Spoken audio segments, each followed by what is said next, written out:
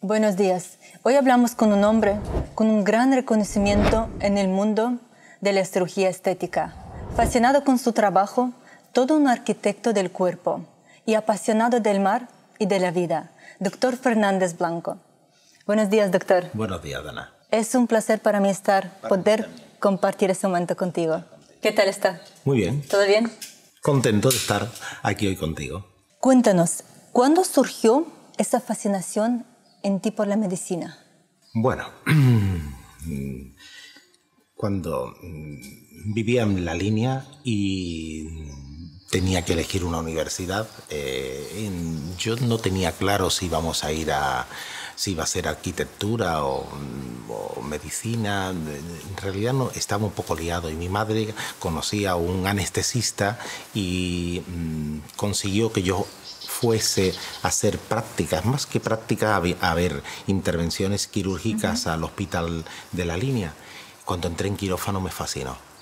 O sea, la cirugía, yo entré en medicina para hacer cirugía y desde ese momento abandoné la idea de hacer arquitectura y me encantó la cirugía. De alguna manera están conectados. Sobre todo mi especialidad, ¿no? Es creativa, Exactamente. es modelar. En este caso lo que hacemos es crear formas, ¿no? O modificar formas. O cambiar formas. Cambiar formas, sí. La cirugía, sí. ¿En qué momento se decidió por cirugía estética? ¿Tenía algún referente? Yo cuando terminé la carrera, que terminé muy joven, terminé con 23 años, pues era difícil. Yo quería hacer una quirúrgica y no sabía exactamente qué quirúrgica iba a hacer. En una de las visitas que hice en Navidad a Cádiz, encontré un amigo que estaba haciendo cirugía estética en Argentina y me habló de esa especialidad y me fascinó. O sea, la conversación con Horacio, que hoy es cirujano plástico en Mallorca, me fascinó lo que estaba haciendo y no solamente la cirugía estética, sino la cirugía reparadora, porque la formación mía fue una formación como cirujano reparador y paralelamente cirugía estética, como todos los cirujanos plásticos, ¿no? Y me fascinó. Entonces decidí salir a hacer cirugía estética. En ese momento en España la cirugía estética no estaba muy considerada y bueno, no estaba muy valorada, y cirugía plástica se hacía bien, o cirugía estética se hacía bien en 3 lugares para mí en el mundo: Brasil, Argentina y Estados Unidos. Solamente tenía convenio con España, Argentina, y bueno, pues decidí irme a Argentina. ¿Y qué diferencia existían realmente en las cirugías que se hacían en Sudamérica y en España? Yo te puedo hablar de lo que conocí en Argentina. En Argentina la cirugía plástica en general estaba muy avanzada. Quemados, el Instituto Benaim era un referente mundial. En cirugía reparadora, yo tuve un profesor que se llamaba Claudio Angrillani, que hacía colgajos libres en un momento en el que eso estaba desarrollándose en el mundo. Y la cirugía estética era algo que la sociedad argentina tenía incorporada. Aquí era como algo mal visto, no se ocultaba. Y en Argentina incluso se hacía en los hospitales públicos como parte de la salud del paciente, del bienestar. En la cirugía estética, bueno, no era la mayor parte del tiempo quirúrgico de los servicios, pero también se hacía en los servicios públicos. Entonces era un sitio fantástico además en ese momento en Argentina había grandes profesores. Estaba José Yuri, Claudio Angrillani, Robles, Chachir. Había gente que coincidió en Argentina que era muy buena, eran profesores yo tuve la oportunidad de aprender todos ellos. Operé muchísimo con Jack Davis. Entonces tuve mucha suerte. ¿Y cómo lo ve la diferencia entre aquel tiempo y el día de hoy? En España estamos hablando. Bueno, ahora la cirugía estética en España es algo que, en fin, que está de moda, ¿no? Sí. Nos ayuda Bueno, hay mucho interés por el cuerpo, las personas se cuidan más, hacen mucho más deporte y también se ocupan de modificar aquellos aspectos de su cuerpo que no les gusta. Las redes sociales han puesto un listón muy alto, muchas veces erróneo, ¿no? Porque lo que sale en las redes sociales son fotos muchas con filtro, las personas sacan buenas fotos y todo el mundo quiere salir maravilloso. A veces no se dan cuenta que yo opero modelos que van a una playa con un maquillador, con un iluminador, con un fotógrafo excelente, se hacen montones de fotos y eligen 3. Y las personas quieren salir bien con una foto, sin saber posar. Pero bueno, la realidad es que hoy en el mundo y concretamente en España la cirugía estética está en auge. Vale, volvemos un poco atrás. ¿Por qué se decidió por Argentina para su especialización? Bueno, para mí había 3 opciones viables, ¿no? Argentina, Estados Unidos y Brasil.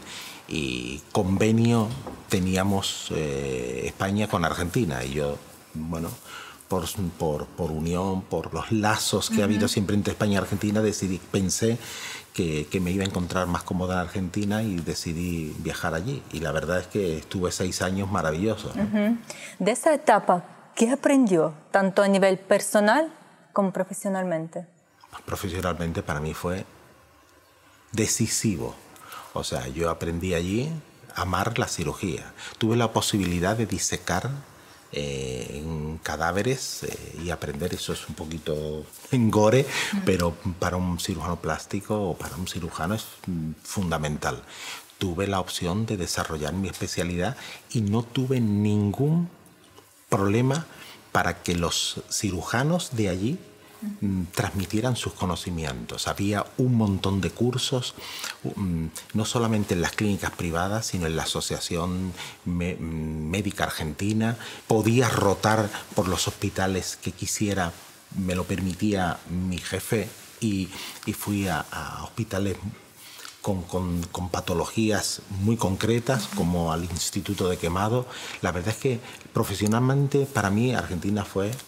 Yo cuando volví de Argentina era capaz de encargarme de una consulta de cirugía con los conocimientos que tenía. O sea, no necesité seguir rodando. Y de hecho me puse a trabajar en el momento que me salió la oportunidad. Pude desarrollar mi actividad con total normalidad. Vine bien formado de Argentina. Profesionalmente fue fantástico. Y personalmente tuve 2 hijas en Argentina. Hombre. Todos los fines de semana tenía invitaciones a un asado. Argentina fue personalmente y profesionalmente 6 años maravillosos. Después de venir de Argentina se instala en Madrid. ¿Cómo hizo para establecerse desde cero y adaptar todo lo aprendido? Bueno, fue un momento difícil. Yo venía casado y con 2 niñas y no tenía trabajo. Y eso siempre es complicado, ¿no? Pero, bueno, gracias a un argentino que era un distribuidor de material médico, me contactó con diversos centros que necesitaban cirujanos plásticos. Entonces yo empecé a trabajar para centros que necesitaban personas que supiesen operar. Yo quería hacer cirugía reparadora, pero no tuve la oportunidad de entrar en los hospitales y entonces todo lo que había aprendido de cirugía, de colgajos libres, y eso en ese momento no me servía para obtener ingresos.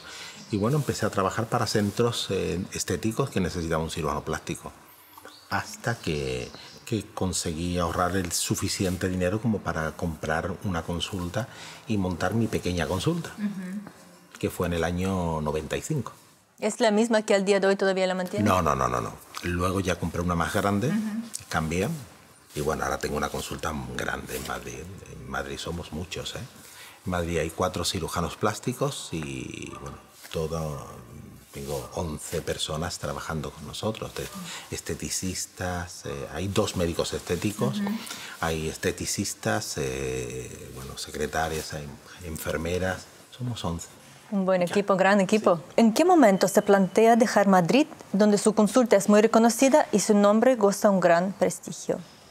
Porque no todo es operar y trabajar. pienso que es muy importante vivir. Mi mujer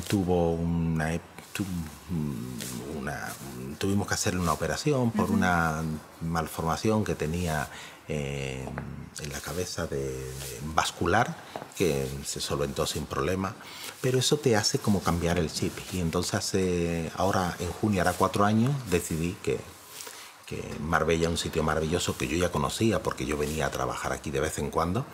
Y bueno, compramos una casita y nos vinimos a vivir aquí.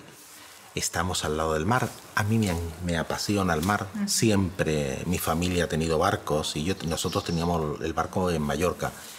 Y bueno, pues dijimos, nos vamos a Marbella y tenemos nuestro barquito en Banús. Y me parece que ha sido una decisión muy acertada. Tengo un niño pequeño y es mucho más feliz en Marbella que en Madrid. Por supuesto. Las cosas, la actividad que se puede tener en Marbella es sensiblemente superior a la que tenemos en Madrid, porque en Madrid es verdad que tiene una actividad cultural enorme, pero los fines de semana, ¿a dónde va uno? A los centros comerciales, a cenar, bueno. Es diferente. Es diferente. Sí. Esto tiene mucho más contacto con la naturaleza, tiene cerca la montaña, la sierra, restaurantes muy buenos y sobre todo es muy cosmopolita. Es difícil en Marbella no hablar inglés a diario. En Madrid, no sé, eso no ocurre, no hay. Aquí hay gente de todas las nacionalidades y eso me parece fascinante. ¿Cómo se consigue el respeto de los pacientes en cada sitio donde ha trabajado? Con los resultados, teniendo buenos resultados. Por supuesto, los pacientes hay que entenderlos, escucharlos. Eso es muy importante. Saber qué es o entender qué es lo que quieren para poder adaptar la cirugía y a veces para decir que no. Pero hay que escucharlos. Pero sobre todo con los resultados, obteniendo lo que le has prometido. ¿Siempre se consigue? No, porque muchas veces hay complicaciones y yo no estoy hablando de... O sea, puede haber déficit de técnica, el cirujano puede cometer un error, pero hay veces que se complica la cirugía porque hay que tener en cuenta que tú haces la cirugía, pero luego viene un proceso de cicatrización, una evolución que puede ser desfavorable y no siempre se consiguen los resultados. Pero el paciente entiende eso, Se entiende. Lo que el paciente no entiende es que tú lo abandones. Paciente, si tú estás al lado del paciente cuando el paciente tiene una complicación, es raro que el paciente esté disgustado contigo. Lo que necesita es apoyo. Y eso nosotros, en mi equipo, eso lo tengo súper medido. Nosotros seguimos a los pacientes tanto a nivel personal como en masajes, tratamientos de desinflamación. Cuando yo no estoy, hay otro médico que la pueda atender. Eso es muy importante. Ese es el secreto. Y, por supuesto, tener resultados. ¿Qué es lo que cree que le hace diferente de todos en su sector? Esta pregunta, no sé cómo responderla. Yo se la hice a mi mujer, que mi mujer iba trabajando conmigo muchísimo tiempo. Bueno, la persona que más tiempo lleva conmigo, junto con el doctor Jesús Gómez Comino. Y me dijo, lo que decir, la seguridad. La seguridad. Yo soy seguro cuando opero. En mis cirugías, si no puedo hacerlas, no las hago y lo que hago lo hago con seguridad. El paciente deposita en ti la confianza de modificar su cuerpo para toda la vida o para un largo periodo, porque si te hace una liposucción a un tiempo se puede, uno envejece, un lifting al tiempo vas a necesitar otro, pero pone la confianza en ti.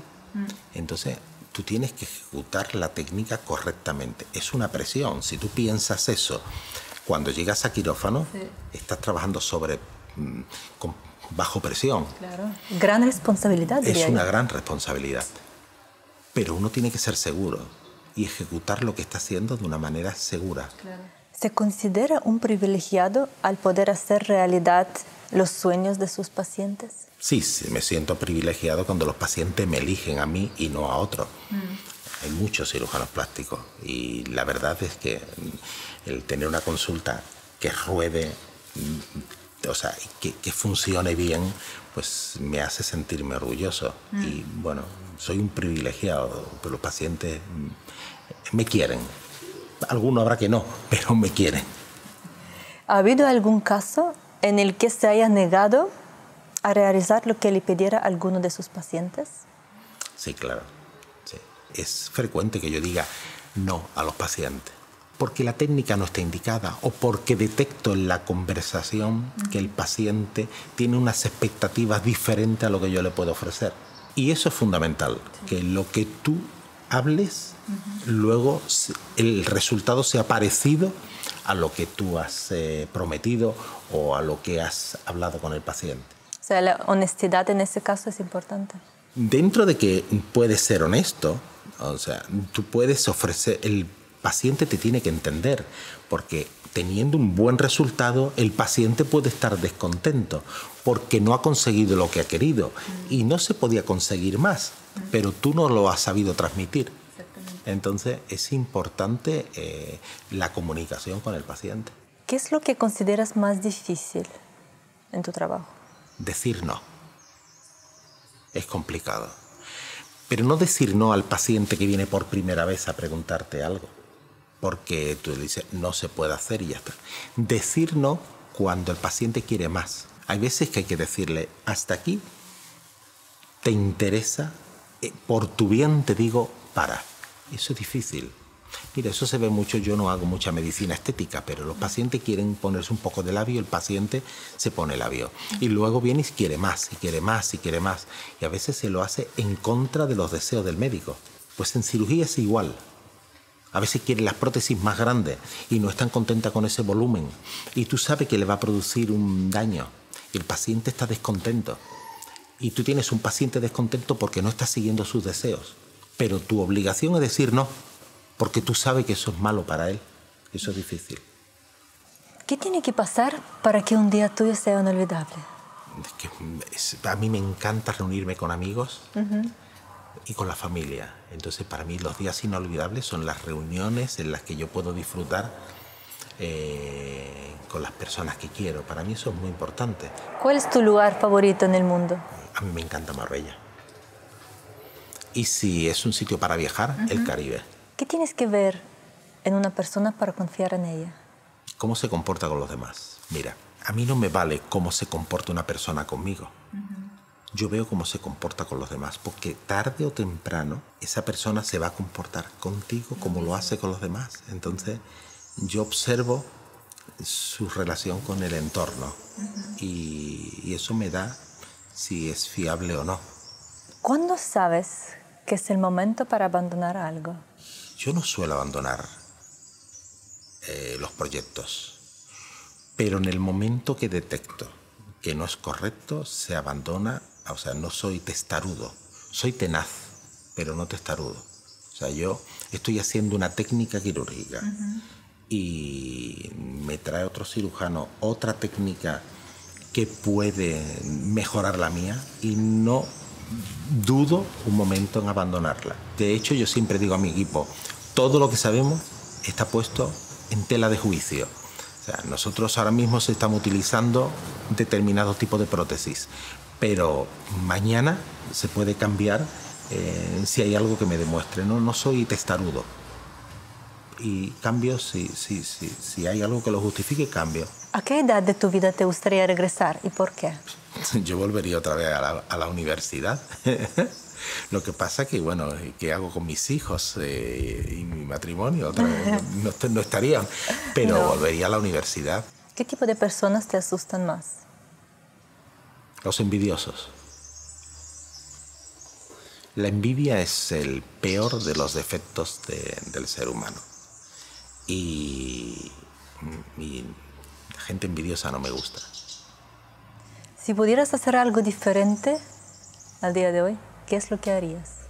Aceptar la beca que tuve en Nueva York. Tuve una beca conseguí una beca para Nueva York como residente y la rechacé. La rechacé porque llevaba muchos años ya fuera y quería volver a España y empezar a trabajar. Y en realidad es una tontería. Mira, yo terminé la carrera muy pronto y da igual terminarla pronto con 23 años que con 25. Y si hubiese vuelto a España en vez de con 33, hubiese vuelto con 38 también. Y esa experiencia me hubiese gustado. Una persona tan ocupada como tú, ¿qué hace los días cuando no se levanta con ánimo? Irme al mar. Me encanta. El mar te da sosiego, te da paz. Es inmenso. Es carretera de 1000 culturas. Me parece el mar fantástico. A veces me voy a mi barco y aunque solamente para estar en él y no hace buen tiempo, no se puede sacar, pero me voy y me relajo en él. ¿Has tenido alguna situación comprometida al cual, al recordarlo, no puedes dejar de sonreír? Mira, al principio, cuando estaba desarrollando mi especialidad, trabajaba para centros y a veces los pacientes no tenían las indicaciones correctas. Trabajábamos en un equipo, éramos varios, y me encontré con otro cirujano del mismo equipo en el bar y me dice: ¿qué vas a hacer hoy? Y debía hacer una liposucción a una mujer tan gorda, tan gorda, y estaba el marido al lado. Me quería morir. Desde entonces no he hecho ningún comentario similar. ¿Cuál es el recuerdo más bonito, más emotivo que guardas en tu memoria? Los nacimientos de mis hijos son momentos muy bonitos. ¿Algo que te gustaría borrar? Gracias a Dios no he tenido momentos muy tristes, pero la muerte de mis padres fue algo realmente desagradable. Murieron jóvenes, no tan jóvenes, pero murieron jóvenes y uno siempre siente la sensación de orfandad. Aunque se mueran con 60 años, tú con 60 años siempre sientes que te falta algo al morir tus padres, ¿no? Y bueno, eso es lo más triste que he tenido. ¿Qué es amor para ti? Entrega. El amor es dar. Porque uno tiene, mira, en el amor de los hijos, eso es un amor desinteresado. Uno lo cría, los cuida y les da todo para que luego se vayan, ¿no? Y en el amor de pareja también es lo mismo. Tú tienes que entregar y dar lo mejor de ti. Intentar hacer feliz a esa persona que quiere. Eso es amor. De una manera desinteresada, intenta procurar la felicidad del ser que quiere. Eso es amor. ¿Qué es el significado de la vida para ti? Desde el punto de vista del ser humano, es una oportunidad que tenemos de ser feliz. Y eso no tenemos que olvidarlo. Uno tiene que intentar ser feliz. Ten en cuenta que si vivimos 90 años, 30 vamos a estar durmiendo. Otros 30 vamos a estar trabajando. Y nos quedan 30 para ser feliz, no para otra cosa. Y eso se nos olvida. Es verdad. Se nos olvida que tenemos que ser feliz. Tonterías y preocupaciones. Uno se ocupa de su aspecto físico, que si una oreja está despegada. Sí, yo te puedo, pero no te tiene que hacer infeliz esto. Uno tiene que disfrutar de la vida. Y disfrutar de la vida es mirar al mar. ¿Te consideras una persona feliz, entonces? Sí, como todo, la felicidad no es continua. La felicidad tiene altos y bajos, ¿no? Sí. Entonces hay momentos en los que uno es feliz y es consciente y otros que tiene disgustos. En esos momentos uno se tiene que parar y reflexionar sobre todo lo que tiene. Y si tiene salud, tiene tus seres queridos bien, es suficiente. Sí. No se necesita grandes lujos, no se necesitan coches. Yo no me puedo quejar porque vivo bien, pero aún cuando he tenido menos, también he tenido esa filosofía. Yo no necesito grandes cosas para ser feliz. ¿Qué es lo que más echas de menos de tu infancia? La inocencia y el tiempo. Cuando yo era más pequeño tenía las cosas, eres más inocente y las cosas te sorprenden más, ¿no? Tú vas a un sitio bonito y como es la primera vez que lo ves, pues te sorprende y lo disfrutas más. Y después tienes tiempo. Yo tenía unos veranos larguísimos. Para mí eran eternos y los disfrutaba un montón y ahora ya no es así. Ahora ya tengo poco tiempo. ¿Tú crees que existe un destino ya escrito o creamos nosotros con nuestros actos? Yo no creo en el destino escrito. Yo creo que lo que a uno le ocurre depende del azar y de tus actos. Pero las decisiones de esos actos. Hay trenes que pasan y tú te puedes subir o no subir. Si no tienes la suerte de encontrar ese tren, pues, a ver, por ejemplo, en el caso de la decisión de Argentina, fue una suerte que yo en esas Navidades fuese a Cádiz y me encontrase con mi amigo Horacio. Tal vez hubiese encontrado a Horacio en otro momento, pero lo encontré ahí. ¿Casualidad? Una casualidad. Pero fue una decisión mía la que hizo que yo cambiara mi destino. Y así pienso que es el destino. El destino son cosas del azar y decisiones que uno toma. Hasta ahora, ¿cuál ha sido la lección más importante que te haya enseñado la vida?